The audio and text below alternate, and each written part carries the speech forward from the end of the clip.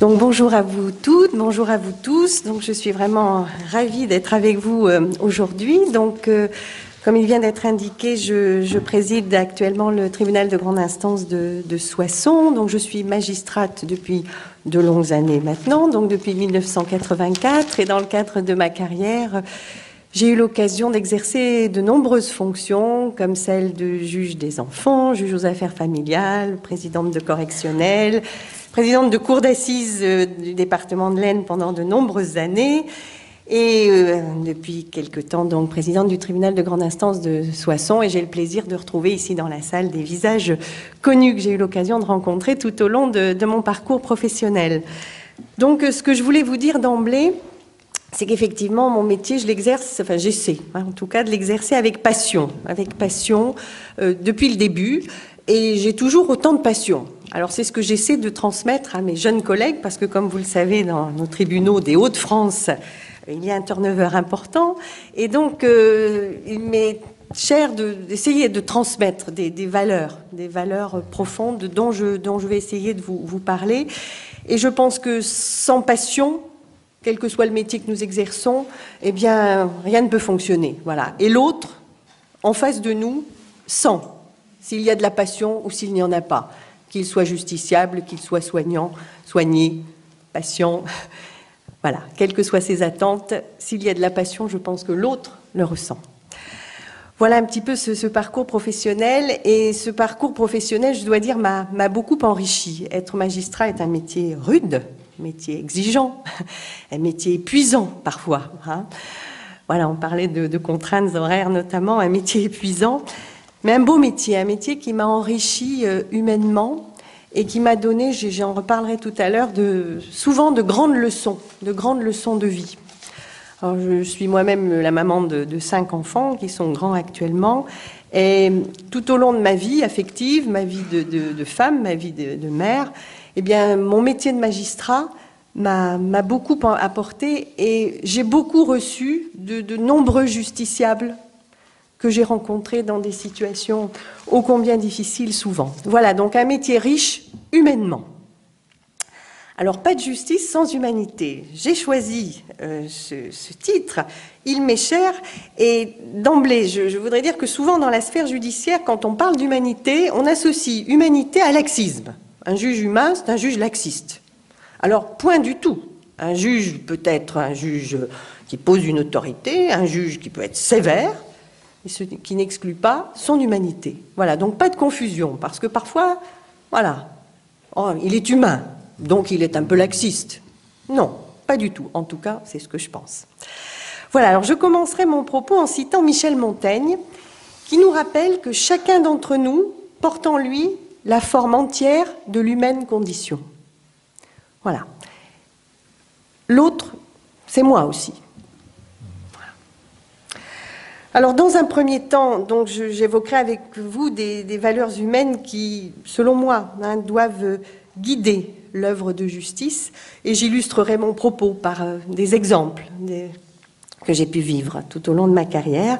Et dans un second temps, plus spécifiquement, je souhaiterais vous parler aussi de mon expérience de présidence de la cour d'assises pendant 9 ans, une expérience qui m'a tant enrichie, et comme je l'indiquais, qui est une belle expérience humaine et qui démontre, si besoin en était, qu'il n'existe pas de justice sans humanité. Alors, la justice, qu'elle soit civile, qu'elle soit pénale, elle est rendue au nom du peuple français. Elle est rendue par des hommes et des femmes, donc par des êtres humains, pour des hommes et des femmes, pour des êtres humains, avec leurs forces, leurs faiblesses, leurs qualités, leurs défauts, leur part d'ombre, leur part de lumière.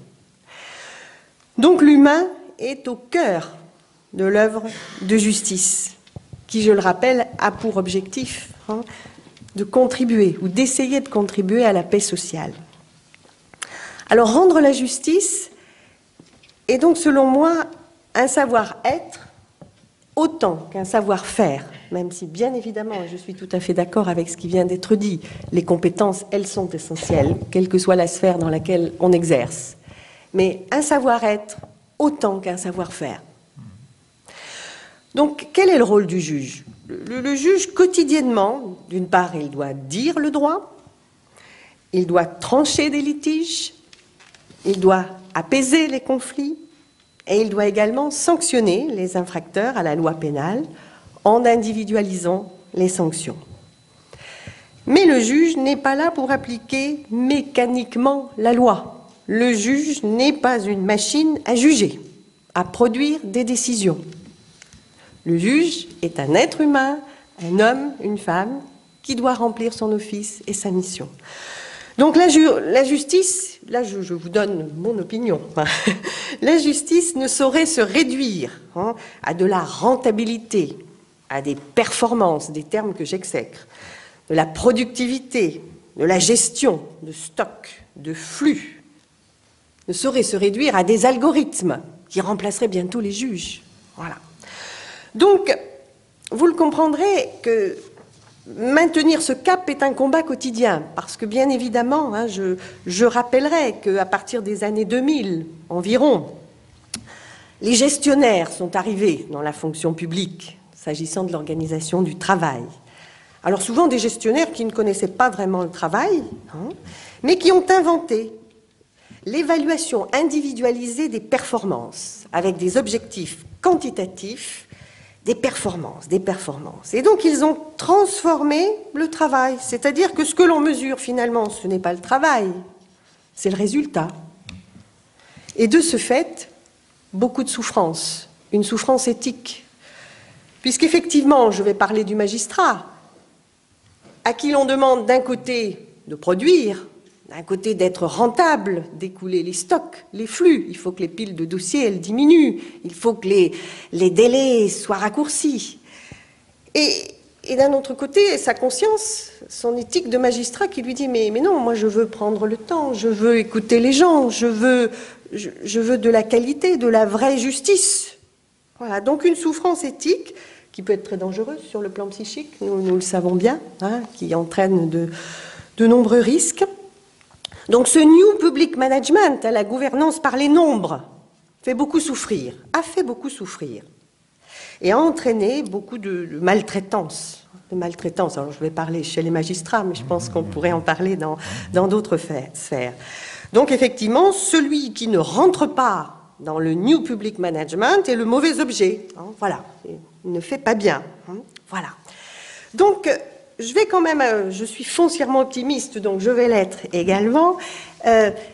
C'est vrai que ce mouvement a commencé à peu près dans les années 2000, mais je dois dire que maintenant, en tout cas dans la sphère judiciaire, on sent quand même une évolution dans le bon sens. C'est-à-dire qu'il y a une prise de conscience des dégâts générés par ce type de fonctionnement.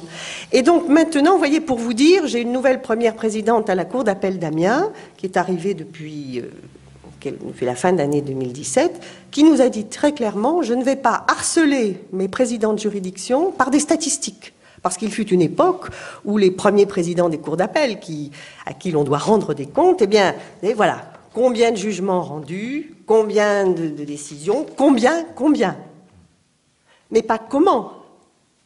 Parce qu'on peut rendre des tas de décisions, on peut les rendre sans s'occuper des gens, sans se préoccuper de la souffrance de l'autre, sans se préoccuper de l'essentiel. Donc c'était du chiffre, des nombres. Et maintenant, vous voyez, cette première présidente est arrivée en nous disant, voilà, moi je ne vais pas vous harceler avec les statistiques, je vous demanderai de donner du sens à votre mission. Et notre première présidente n'est pas une exception. Voilà. Donc, je voulais vous dire ça. Je pense qu'il y a un mouvement qui tente à être optimiste. Et également de jeunes collègues, et des moins jeunes aussi, mais qui veulent combattre ce fonctionnement qui était un fonctionnement ahurissant, et qui disent, moi, je veux faire de la justice qui a du sens. Et en tant que présidente de juridiction, j'ai le devoir aussi de garantir une justice de qualité dans la juridiction qui est la mienne. Et je dis à mes collègues magistrats, voilà, moi je ne vais pas, bien évidemment, je dois trouver un juste équilibre, je ne vais pas accepter qu'il y ait des décisions qui attendent des années avant d'être rendues, bien évidemment, mais trouver un juste équilibre et leur dire, donnez du sens à ce que vous faites. Voilà. Moi, je préfère moins de décisions, mais des décisions qui auront été rendues dans le respect profond du justiciable, dans le respect profond du travail qui vous incombe, plutôt que, effectivement, des chiffres qui peuvent être excellents, mais qui veulent dire quoi, finalement, les chiffres? Qu'est-ce que ça veut dire, les chiffres? Voilà. Donc, je voulais vous dire, c'est vrai, ce mouvement des années 2000, mais une résistance du corps judiciaire et une évolution que je trouve plutôt positive. Voilà. Mais c'est un combat qu'il convient de continuer à mener au quotidien. Non, voilà. Donc, je parlais de sens. Donc, la justice, pour moi, doit resituer l'humain au cœur de ses missions quotidiennes. Alors, juger un savoir-être autant qu'un savoir-faire. Donc, juger, c'est d'abord être très humble. La justice doit être humble. Le juge ne détient pas la vérité. D'abord, qu'est-ce que la vérité? Alors, on parle souvent de vérité judiciaire, bien sûr, mais la vérité, voilà. Un bon juge doit être celui qui sait douter. Alors, vous allez me dire, oui, mais il doit trancher. Oui, il doit trancher. Mais avant de trancher, il doit avoir douté. Et comme nous rappelait Nietzsche, ce n'est pas le doute qui nous rend fous, mais c'est la certitude. C'est elle qui nous rend fous. Voilà. Et Renan disait également, le doute, c'est l'hommage que l'on doit à la vérité. Donc un bon juge doit être un juge humble. Et là aussi, le justiciable, l'être humain qui est en face de nous, il le sent. Il le sent quand son juge est humble ou quand son juge est pétri de certitude. Moi, je sais, donc vous n'avez plus qu'à vous taire, madame ou monsieur, puisque moi, je suis juge, donc je sais, je détiens la vérité. Alors, un bon juge aussi, c'est savoir respecter. Et respecter toute personne. Parce que tout au long d'une carrière de magistrat, on rencontre des êtres humains avec leurs douleurs, avec leurs souffrances, avec leur vie brisée, avec leurs conflits permanents. Et parfois, on rencontre des personnes qui ont pu commettre des actes monstrueux. J'en parlerai lors de mon évocation de la cour d'assises. Mais le juge doit respecter toute personne qui se trouve en face de lui. Et là aussi, le justiciable sait, sent, constate lorsque son juge le respecte ou non. Le juge n'est pas là pour juger moralement. Bien sûr que le juge, il a son idée sur un certain nombre de choses de la vie, sur un certain nombre de comportements. Mais le juge, en aucun cas, ne saurait porter un jugement moral sur la personne qui est en face de lui. Quels que soient les faits qu'on puisse reprocher à quelqu'un, même les plus monstrueux, toute personne a le droit au respect. Et je vais vous citer un exemple qui m'a beaucoup marqué lorsque je présidais la cour d'assises. Un jour, nous jugions un homme qui était accusé de plusieurs viols sur des enfants et des faits commis en récidive. Il avait été condamné une première fois à 18 ans de réclusion criminelle et à peine sorti, il avait recommencé. Et donc, il encourait la perpétuité. Cet homme a été condamné à 30 ans de réclusion criminelle. Il disait lui-même que, voilà, il fallait surtout pas le laisser sortir et que sinon il recommencerait. Cet homme était victime en détention de, vous l'imaginez, beaucoup de violence. Il avait souhaité être placé à l'isolement. L'affaire a été jugée publiquement parce que les parties civiles n'avaient pas demandé le huis clos. Vous savez que si une partie civile demande le huis clos lors d'une audience devant la cour d'assises en matière de viol, il est de droit. Mais les parties civiles n'avaient pas demandé le huis clos. Donc les journalistes étaient là, et dans les journaux, vous voyez, on juge le monstre. On juge le monstre. À la fin des débats de la cour d'assises, cet homme m'a dit, Madame la Présidente, je voudrais vous dire quelque chose, je vous remercie. Bon, j'ai été sensible, mais je me demandais voilà, ce que cet homme allait me dire. Et il m'a dit, je vous remercie de m'avoir respecté. Je vous cite cet exemple parce que cet homme, c'était forcément voilà, il a été mis au banc, parce que c'était le monstre. Non, c'est un homme à qui l'on reprochait et qui venait d'être condamné pour des actes monstrueux, effectivement. Mais il demeurait un être humain. Voilà, cet exemple m'a beaucoup marqué et j'ai souvent repensé. Voilà. Voilà. Donc, quelles que soient les personnes en face de nous, lorsqu'on est juge des enfants et qu'on reçoit des parents maltraitants, lorsque on est juge correctionnel et qu'on reçoit des hommes qui voilà, ont violenté leur compagne pendant des années, oui, évidemment, on a notre avis sur leur comportement, mais en aucun cas on ne doit les juger moralement et on doit toujours respecter l'autre. Donc ce respect, il est essentiel. Et ce respect, c'est ce qui fonde aussi la relation humaine, de manière générale. En 35 ans de magistrature, j'ai toujours été respectée par les justiciables. Et je pense que si j'ai été respectée, je pense que c'est parce que j'ai dû les respecter. Je le pense profondément. Alors je ne dis pas qu'il y ait parfois des éclats de voix, qu'il y ait des portes qui se claquent, effectivement. Hein. Le juge n'est pas toujours là pour annoncer des décisions qui plaisent et qui... Voilà. Mais ce respect, il est essentiel, vraiment. Et souvent, j'ai vu dans ma carrière des collègues magistrats qui ne se comportaient pas de manière respectueuse. Et vraiment, la déontologie du magistrat, son éthique, commande de respecter toute personne. J'insiste là-dessus. Alors, juger, donc, c'est être humble, c'est respecter, c'est écouter. Et on en revient à la notion du temps que nous avons évoquée tout à l'heure. Prendre le temps. Alors, ce qui est complètement incompatible avec la productivité et la rentabilité. Je me souviens toujours... Alors, on va parler un peu du passé, parce que, voilà, il y a aussi des choses positives et négatives qui se passaient avant. Hein. Lorsque j'étais jeune magistrat, j'ai rencontré un collègue à l'époque qui m'a dit, vous savez, cher collègue, vous pouvez en une audience passer, c'était une audience du tribunal de police à l'époque, bon, des contraventions, certes, mais enfin, toute personne qui vient dans une enceinte de justice, quel que soit le litige, pour elle, c'est dramatique. Même si pour nous, c'est un petit litige ou une petite affaire. Le collègue me dit... Vous allez pouvoir juger ça en une matinée, 80 dossiers, ça passe très vite. Alors, jeune magistrat, je n'ai pas osé répondre aux collègues qui étaient plus âgés que moi. Je me suis dit, oh là là, ça va être difficile. Il me dit, mais oui, vous n'avez pas besoin d'écouter les gens, ça ne sert à rien d'écouter les gens. Bon. Voilà, enfin, je vous cite cet exemple, là, on était dans la fin des années 80. Bon. Voilà, il y a encore des collègues qui peuvent penser ça aujourd'hui. Hein, voilà. Mais juger, c'est forcément prendre le temps. La justice a besoin de temps. Alors vous me direz parfois, il y a beaucoup de temps qui s'écoule, alors il faut trouver un juste équilibre, je suis d'accord avec vous. Mais pourquoi du temps? Parce qu'il faut écouter. On en revient à l'écoute. Le juge n'est pas le détenteur de la vérité avec un grand V qui sait, il sait le droit, il dit le droit, il tranche le litige, point, c'est tout, c'est fini, terminé. Non. On a besoin, le juge doit écouter, donc cela implique de prendre le temps. Et cette écoute, elle est fondamentale. Et ce que je peux vous dire de l'expérience qui est la mienne, c'est que si les gens qui sont devant vous, les justiciables, quel que soit le contentieux, ont été respectés, ont été écoutés, même si la décision, au final, ne leur convient pas, eh bien, cette décision, ils l'accepteront. Parce qu'ils ont été respectés, parce qu'ils ont été écoutés.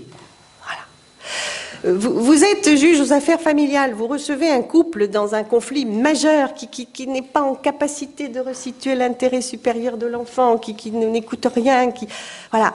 Si vous allez très vite, disant, bon, écoutez, maintenant, madame, monsieur, ça suffit, voilà, ça sera comme ça et pas autrement, j'ai décidé, au revoir, madame, au revoir, monsieur, vous pouvez être sûr que votre décision, quelle que soit votre décision, elle va être contestée, elle va être incomprise, etc. Si vous avez pris le temps pendant votre audience d'écouter ce que l'un a à vous dire, d'écouter ce que l'autre a à vous dire, de peut-être, vous, en tant que magistrat, rappeler un certain nombre de choses. Je ne dis pas que la décision accueillera peut-être les faveurs de l'un et de l'autre, mais en tout cas, elle aura beaucoup plus de chances d'être comprise. Voilà.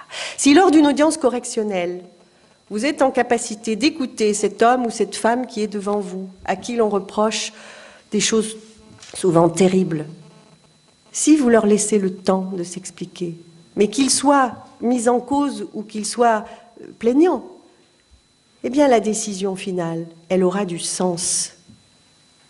Le juge a décidé telle chose, il va expliquer pour quelle raison il a décidé telle chose, mais il l'a décidé en ayant pris le temps d'écouter et de respecter aussi la parole de chacun. Et le devoir du juge, quelle que soit l'audience, c'est justement de permettre à chacun de s'exprimer et d'écouter l'autre.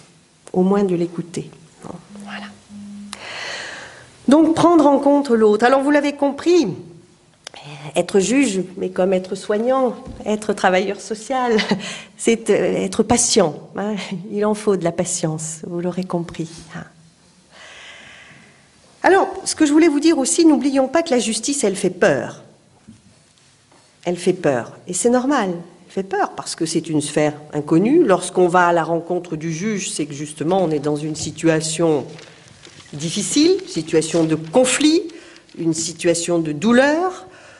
Soit on va vers le juge, soit le juge vous attire à lui lorsque vous avez commis une infraction. Donc cette justice, elle fait peur. Donc, il est du devoir aussi du juge de savoir rassurer.